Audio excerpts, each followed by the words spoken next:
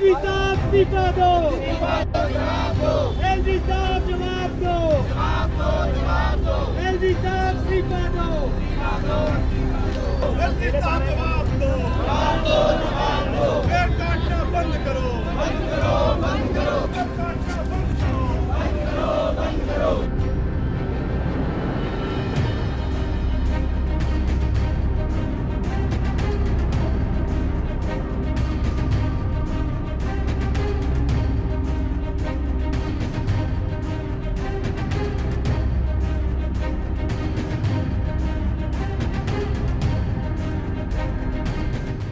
देखिए, पिछले 2 महीने में देश की सबसे बड़ी अदालत सुप्रीम कोर्ट बार बार पूछ रही थी कि डीडीए ने किसके आदेश पे गैर कानूनी ढंग से 1100 पेड़ काटे।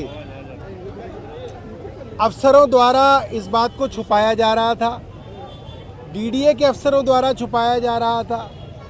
दिल्ली के बड़े बड़े अफसर, चाहे वो चीफ सेक्रेटरी नरेश कुमार हो, पीडब्ल्यूडी सेक्रेटरी अनबरासू हो, एनवायरनमेंट के प्रिंसिपल सेक्रेटरी एके सिंह हो, डिविजनल कमिश्नर अश्विनी कुमार हो, तमाम बड़े बड़े अफसर एलजी साहब के साथ 3 फरवरी को उस जगह दौरे पे थे। उसके बावजूद किसी ने सुप्रीम कोर्ट में ये बात नहीं बताई कि एलजी साहब वहाँ पहली बात तो 3 फरवरी को गए थे और वहाँ पे पेड़ों को काटने के आदेश एलजी साहब द्वारा दिए गए।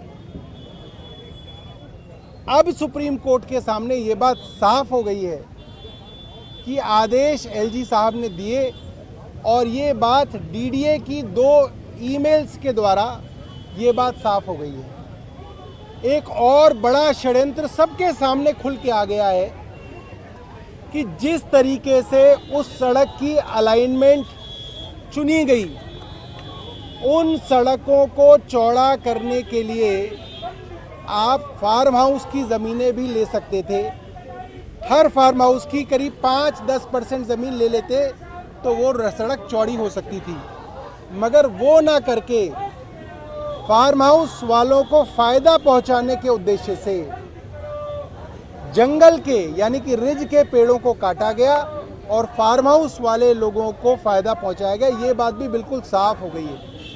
यूटीपैक की डिज़ाइन आज भी यूटीपैक की वेबसाइट पे पड़ी हुई है, उस पे देख सकते हैं कि इसके अंदर भारी गड़बड़ी की गई है। सर, एक चिट्ठी लिखा है और कहा कि जानबूझ के वो खाना नहीं खा रहे हैं, दवाई नहीं ले रहे हैं। मुझे तो ये पता था एलजी साहब सीमेंट की फैक्ट्री में काम करते थे, वो डॉक्टर भी हैं, डायबिटीज़ के स्पेशलिस्ट भी हैं। ये जानकारी मुझे किसी ने दी नहीं। मैं उनका बायोडाटा कहीं देख नहीं पाया, मैंने कई जगह गूगल किया, मगर क्यों नहीं की, उन्होंने चुनाव नहीं लड़ा तो उनका कहीं पे भी एफिडेविट नहीं है जो ये बता सके कि उन्होंने जीवन में क्या किया है। यदि वे डॉक्टर हैं, डायबिटोलॉजिस्ट हैं, तो ज़रूर जो है मैं उनके पत्र को पढ़ के जो है उस पर चिंता व्यक्त करूँगा।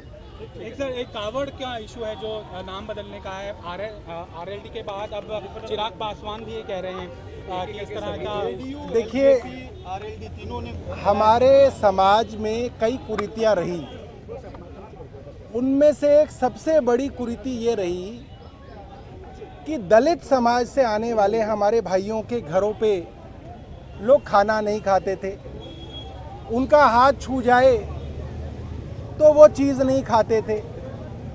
आज अगर फल बेचने वाले, सब्जी बेचने वाले, ज़्यादातर भाई हमारे दलित समाज से आते हैं, अब वो लिखेगा कि मेरा नाम फलां फलां है, फलां फलां है, मैं नाम नहीं लेना चाहता क्योंकि वो भी गलत है, तो उससे उसकी जाति पता चलती है और आप जाति के आधार पे उसका शोषण होने के लिए एक ज़मीन तैयार कर रहे हैं।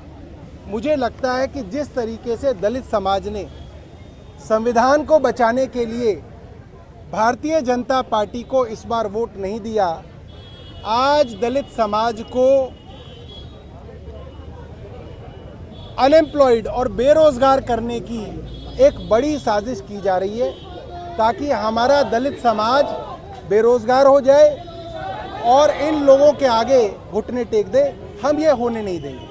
यूपीएससी के भी सिलेक्शन के ऊपर सवाल उठ रहे हैं। इस बीच जो उसके चेयरमैन है यूपीएससी के मनोज सैनी, उन्होंने निजी कारणों से इस्तीफा दे दिया है। देखिए, मैंने पढ़ा है उसके बारे में, मेरे को कोई बहुत जानकारी नहीं है उस मामले में, इसलिए मैं कुछ कह नहीं सकता हूँ।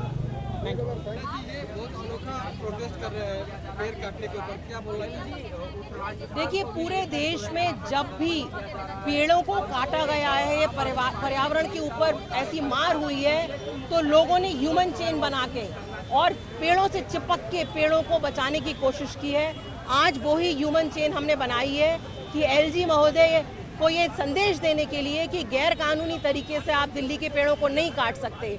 जहां एक तरफ अरविंद केजरीवाल जी हर साल 50-50 लाख 60-60 लाख पेड़ लगाते हैं कि दिल्ली का ग्रीन कवर बढ़े, वहीं दूसरी ओर एलजी महोदय कुछ फार्म हाउसेस की कीमत बढ़ाने के लिए, अपने कुछ चनिंदा दोस्तों को फायदा पहुंचाने के लिए गैर कानूनी तरीके से 1100 पेड़ काटे हैं।